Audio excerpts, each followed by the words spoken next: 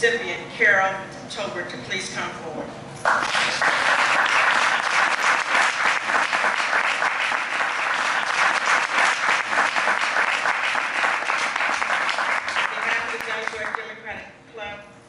Present to you the Social Justice Award, and this is Public Policy and Community Service. Thank you so much.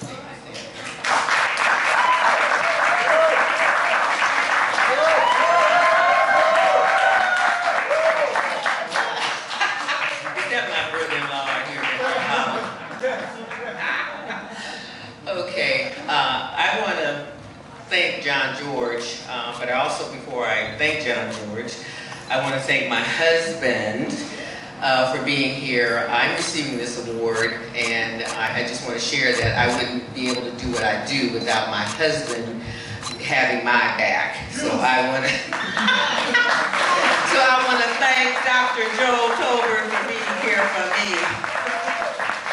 And I want to thank my usual suspects, my posse, for being here as well. And again, I want to thank John George for this wonderful, wonderful honor. I wish to thank John George for the honor that I thoroughly, thoroughly appreciate. I'm a lifelong Democrat who became civically aware during the Kennedy-Nixon presidential campaign in 1960. That marks my age. I don't know where Sandra got the young thing from, but I've been on this trail a long time as a Dem. And I want to thank John George for his support of my elected offices as well, so I'm going to put that in there. I remember watching the debates. I was 10 years old at the time, and being awed by candidate then Kennedy's passion for justice with accountability. At his inauguration, President Kennedy said these words that remain with me to this day. Does anybody know what those words are? Ask not what your country can do for you, but what can you do for your country.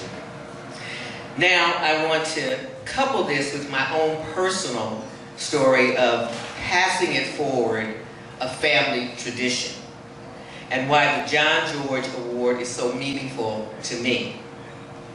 Like others in the room, my great-grandparents were born into slavery. A lot of people think that slavery was a long way back, but it really is not. And its remnants are still with us. Now, my grandparents began their lives together as sharecroppers.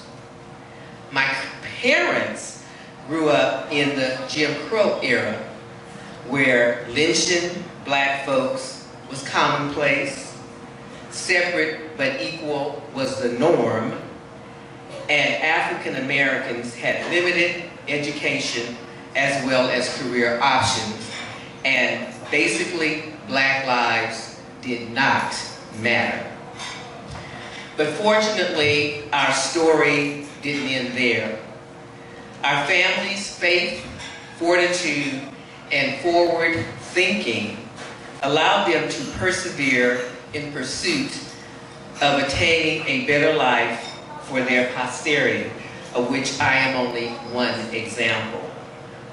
Thus, their lives fueled my own passion for social justice that is especially reflected in my legislative work on the Oakland School Board and my community service efforts through Civic Pride, Inc.